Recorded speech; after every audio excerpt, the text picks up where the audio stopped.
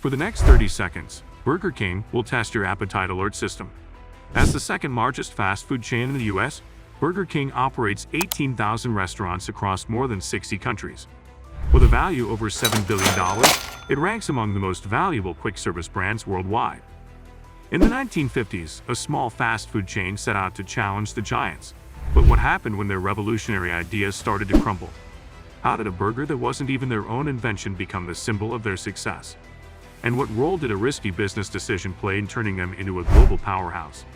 With ups and downs, corporate shakeups, and a fierce rivalry with McDonald's, this brand faced it all. So what was the secret behind their rise? And what did they do when everything was on the line?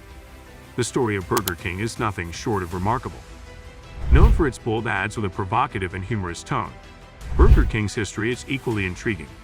From fierce burger wars to moldy Whoppers, the brand has experienced many unique events.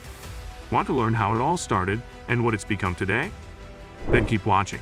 And if you've ever wondered what a leveraged buyout is, you'll find out today. The chain's predecessor, Burger King, was founded in 1953 in Jacksonville, Florida by Keith Kramer and Matthew Burns.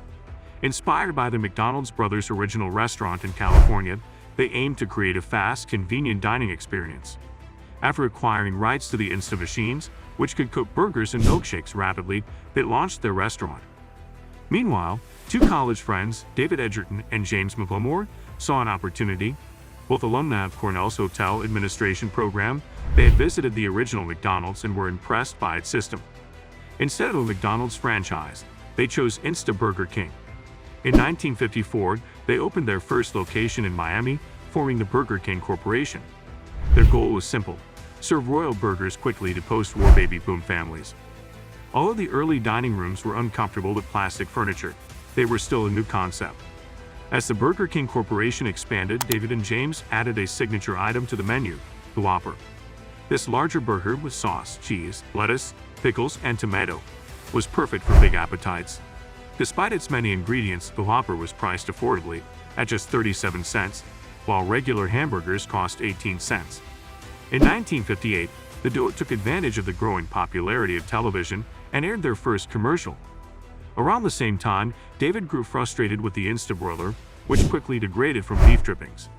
He designed a new cooking method with a mechanized gas grill, which moved patties over flames on a chain-link conveyor. This new flame broiler left grill marks that became a signature of the brand. It was so successful that all Instabroilers were replaced by this new equipment. By 1959, they had expanded into Miami-Dade, but the company faced financial issues. When the original founders' company faltered, David and James bought them out, rebranded to Burger King, and restructured the corporation.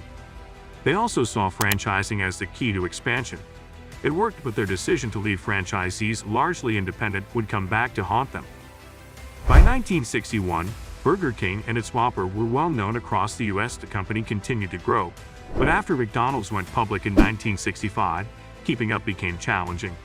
In 1967, after running the business independently for 8 years, David and James sold Burger King to the food giant Pillsbury.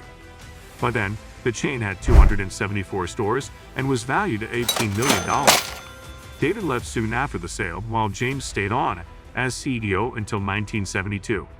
However, as Pillsbury steered the business in a new direction, James eventually stepped down as well. For the next decade, Pillsbury struggled with Burger King's inconsistent franchising system. While it had been profitable, it lacked a unified company image. David and James had neglected to oversee franchisees, leading to variations in food and service. This inconsistency became a major issue for a brand that prided itself on offering a predictable experience.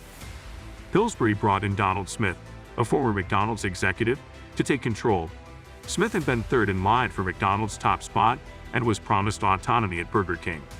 Upon arrival, he noticed Burger King owned only 34% of its land and buildings, unlike McDonald's, which had a more controlled approach. Smith knew changes were needed to ensure consistency and strengthen the brand. Land ownership gave Burger King significant control over its franchisees as it provided tax benefits and increased asset value. Under Donald Smith's leadership, Burger King underwent a major restructuring known as Operation Phoenix. He introduced stricter franchise agreements, expanded the menu, and standardized store designs, which made a lasting impact. As a result, Burger King became the second largest burger chain in the US after McDonald's. However, after Donald left for PepsiCo, Norman Brinker took over. Norman's Burger Wars campaign targeted McDonald's for selling small burgers, but it backfired. The aggressive advertising campaign drained the company's finances, leading to over 100 layoffs in 1987. As time passed, the changes Donald had implemented were reversed, and Burger King's performance declined significantly. In 1989, British conglomerate Grand Metropolitan acquired Pillsbury, and Burger King stagnated. When Grand Metropolitan merged with Guinness to form Diageo, Burger King's priorities shifted to drinks and spirits.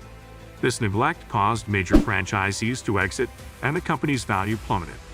In 2000, Diageo sold Burger King for $1.5 billion to a group of private equity firms, which revived the brand.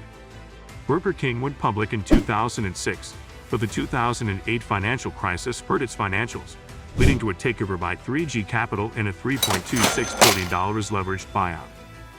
A leveraged buyout, LBO, is an acquisition strategy where a company is bought using borrowed money, such as bonds or loans.